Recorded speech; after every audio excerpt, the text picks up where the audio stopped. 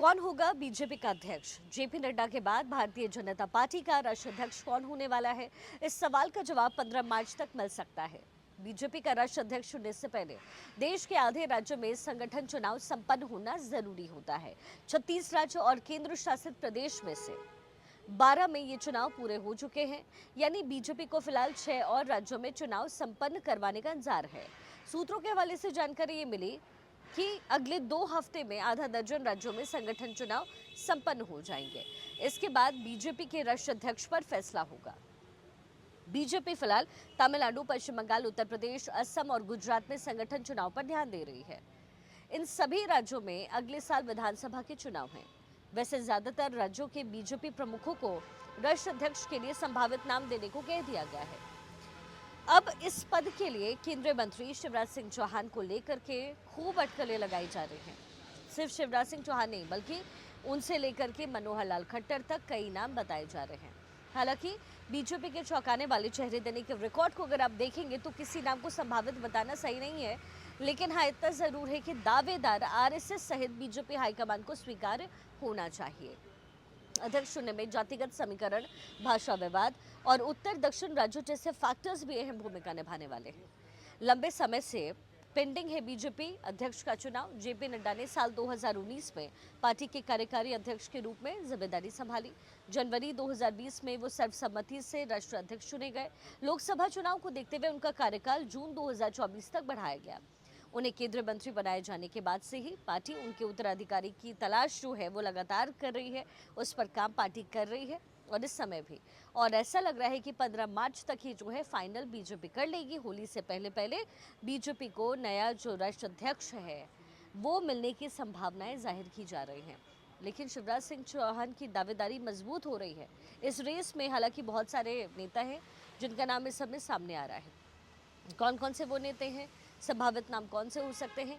BJP अध्यक्ष की race में शिवराज सिंह चौहान, मनोहर लाल खट्टर, धर्मेंद्र प्रधान, साथ ही साउथ से बीएल संतोष दावेदार हैं और साथ ही पुरंदेश्वरी भी इस समय इकलौती महिला है जो दावा पेश कर सकती हैं या फिर दावेदारी में हो सकती हैं।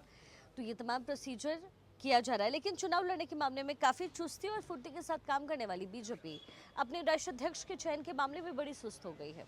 माना जा रहा था कि बीजेपी फरवरी या मार्च तक अपने नए राष्ट्रीय अध्यक्ष के नाम का ऐलान करेगी, लेकिन अब ऐसा लग रहा है कि 15 मार्च से पहले पहले ये काम बीजेपी कर ही देगी।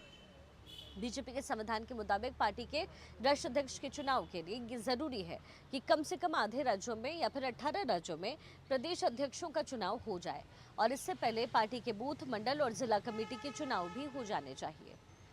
तो इसके साथ ही खबर ये भी मिली है कि 15 जनवरी तक प्रदेश अध्यक्षों के चयन की उम्मीद थी, लेकिन ये नहीं हो पाया। बीजेपी के अंदर ये परंपरा है कि सभी स्तर पर यानी बूथ, मंडल और जिला स्तर के साथ राष्ट्रीय अध्यक्ष के चुनाव के लिए सर्वसम्मति होनी जरूरी है। बीजेपी के एक नेता ने यह भी बताया कि जिस रफ्तार से संगठन के चुनाव है उसे देखकर के अध्यक्ष चुनाव में थोड़ा शायद और लेट हो जाए और थोड़ा वक्त भी लग जाए। हालांकि कहा यह जा रहा है कि 15 मार्च तक जो है चुनाव हो जाना है। इससे पहले दिल्ली चुनाव की वजह से देरी थी, लेकिन दिल्ली का चुनाव संपन्न हो चुका है।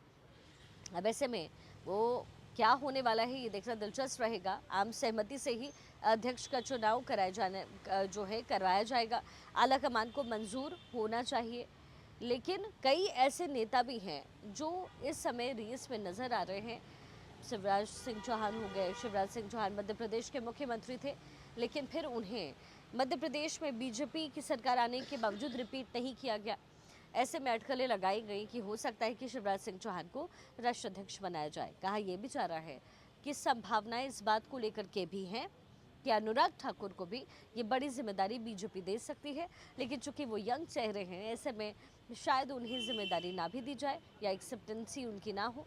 बहरहाल जो भी है, दिल्ली में यानी जो शीर्ष नेतृत्व है बीजेपी की वो इस पर लगातार काम कर रही है, चर्चाएं हो रही हैं, क्योंकि जो भी नेता हो वो कम से कम जेपी नड्डा के जैसा होना चाहिए जिसके ऊपर चुनाव का सारा दारोमदार हो। और बीजेपी जाहिर है इसमें कोई कोताही नहीं करना चाहती, इसलिए बड़ा संभल कर, बहुत फूक फूक करके बीजेपी इस समय कदम रखने की कोशिश कर रही है।